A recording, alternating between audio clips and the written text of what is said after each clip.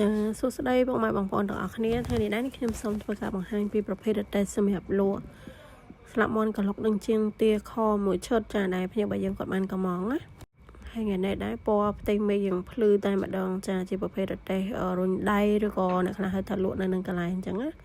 ខាងមុខក៏យើងមានទ្វារបិទបើកមួយសម្រាប់ដាក់អីវ៉ាន់ចាក់សោយនៅខាងក្នុងនឹងបានចាខាងយើងឈរលក់នេះមានកែមួយសម្រាប់ដាក់លុយឬក៏ដាក់អីវ៉ាន់អីផ្សេងបានចាហើយសម្រាប់ទូកញ្ចក់របស់យើងគឺ2ថ្នាក់3ប្រឡោះបែបហ្នឹង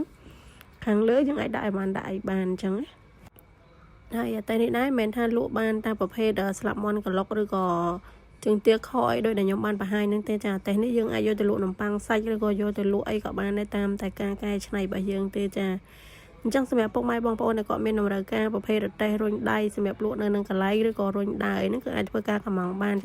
ចាក៏អរគុណច្រើនចំពោះការជឿជាក់និងគាំទ្រមកលើ page មេហៀងសិប្បកម្មធ្វើរទេះគ្រប់ប្រភេទយើងខ្ញុំផងដែរចាក៏អរគុណសម្រាប់ការទស្សនាវីដេអូមួយនេះ